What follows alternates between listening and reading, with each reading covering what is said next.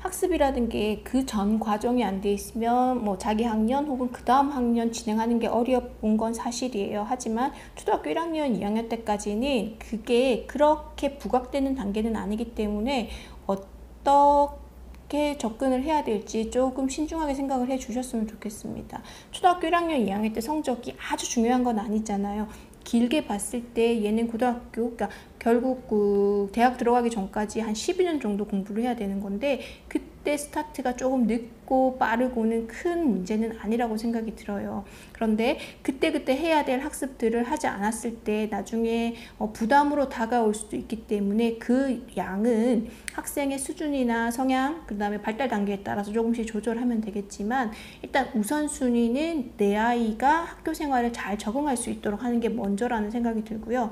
근데 학습 때문에 다른 거를 등한시하는 거는 조금 염두를 해주시면 좋을 것 같고, 근데 이제 학습의 비중이 그렇게 높지 않다 보니까 이맘때쯤 어머님들이 예체능 같은 걸 많이 시키는 것 같아요. 저 역시도 이때 아니면 할 수 없겠다라는 생각이 들어서 음악, 미술, 체육 가능하면 다 관심은 가지고 하고 있고, 특히 이제 방과후 학교 같은 게 굉장히 잘 되어 있기 때문에 그런 걸로 적용을 해도 되는데, 그러다 보면 정작 해야 되는 학습 시간을 놓치는 경우가 있더라고요. 그럴 때는 부모님께서 우선순위를 한번 생각해 보시면 좋을 것 같아요. 이 아이가 이거를 해서 전공으로 갈 것인지, 아니면 그냥 취미생활 정도로 하는 거라면 우선순위는 학습에 두는 게 맞을 것 같아요. 학습할 준비가 안 되어 있는 아이한테 무조건 밀어붙이는 건 아닌 것 같고요. 이게 다양하게 하기 위해서 시간 확보가 필요한데, 그때 이제 우선순위를 어떻게 두느냐를 저학년 부모님들은 조금 고민을 하시더라고요. 일단은 아이가 학습할 준비가 되어 있다면 국영수 위주의 학습을 하는 게 맞고요. 그리고 그 다음에 예체능을 병행해 주시면 더 도움이 되죠. 근데 이게 주객에 전도되어서 예체능이 중심이 되고 공부가 사이드로 뭐 시간이 나면 하고 아니면 안 하고, 이거는 아닌 것 같아서 우선순위를 잘 생각해 보시면 좋을 것 같고, 국어 같은 경우에는 아직 한글이 완성되진 않았지만 책 읽는 거에 주안점을 주시면 좋을 것 같고, 그리고 그 책에 있어서도 아이가 국어를 좀 잘 한다면 한자를 병행해 보는 것도 괜찮다는 생각이 듭니다.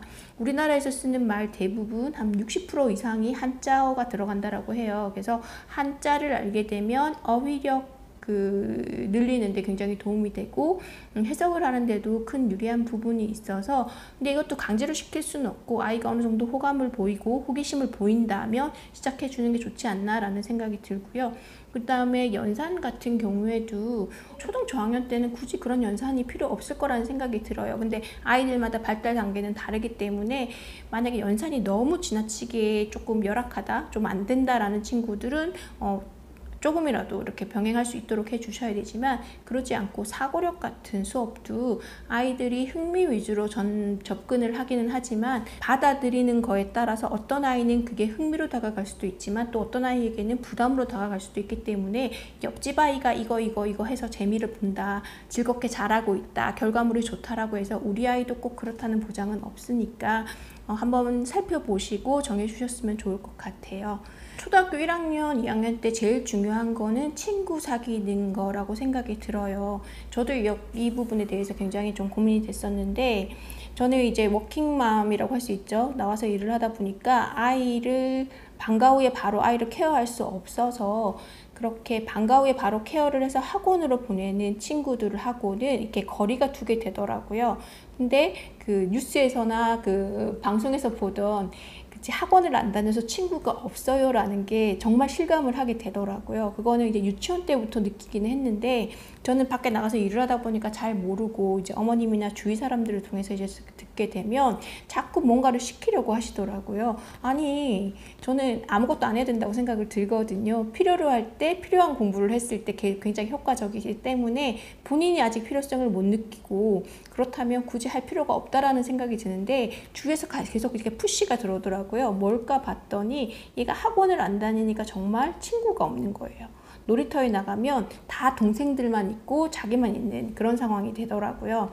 그래서 친구 사귀는 것도, 이게 저학년 때는 엄마 친구가 아이 친구가 되는 거예요. 근데 이게 학년이 올라가면 이게 구분이 되더라고요. 엄마 친구, 자녀 아이 친구는 다른데 저학년 때는 엄마끼리 어울리면 아이도 함께 어울리는 거여서 이 부분에 조금 신경이 쓰이더라고요. 근데 다행히 이제 코로나가 되면서 저도 학원을 잘 못 나가고 학교 수업도 단축하면서 아이하고 어울릴 수 있는 그런 기회를 만들었는데 이게 코드가 맞는 친구가 있고 맞지 않은 친구가 있더라고요. 그래서 처음에는 코드 맞는 친구들과 어울릴 수 있도록 많이 배려를 했는데 지금은 이제 3학년이 돼서 코드가 맞지 않은 친구도 서로 이제 도와간다고 해야 되나? 배려하면서 함께 만들어가는 것도 필요하다는 생각이 들더라고요. 다행히 그 부모와 저는 어느 정도 이제 책을 좀 읽고 유아교육이라든지 아동교육에 대해서 관심이 좀 있는 분이기 때문에 이런 부모들과의 의사소통이 원활해서 아이들이 문제가 생겼을 때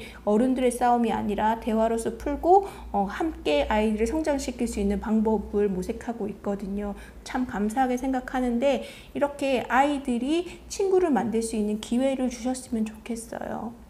근데 참 어렵더라고요. 친구 만들기 위해서 안 다니던 학원을 보내는 것도 그렇고 제 경우가 다는 아니고 제가 많은 아이를 키워본 건 아니어서 다는 아니지만 저는 이런 케이스였고 혹시 제 경험이 누군가에게는 도움이 될 수도 있지 않을까라는 생각에서 말씀을 드립니다. 솔직히 아이를 키우고 공부를 가르치는 데 있어서는 선생님일 때는 굉장히 편했었거든요. 근데 내 아이 하나를 가르치는 건 굉장히 힘들더라고요. 그래서 부모님들도 그러실 거예요. 학원에서는 많은 아이들을 가르치기 때문에 조금 더 객관적으로 그리고 이제 그 시간 내에 해결하면 되는 부분이어서 내가 온전하게 책임을 져야 되는 단계는 아니지만 내 아이는 내가 책임을 져야 된다라는 그런 부담감이 있더라고요. 자주는 아니더라도 시간이 나실 때마다 학습과 관련된 책이라든지 공부 정서에 대한 그런 학습법 같은 책들이나 이런 유튜브 영상을 통해서 같이 공부를 해 나가면 도움이 되지 않을까라는 생각이 듭니다.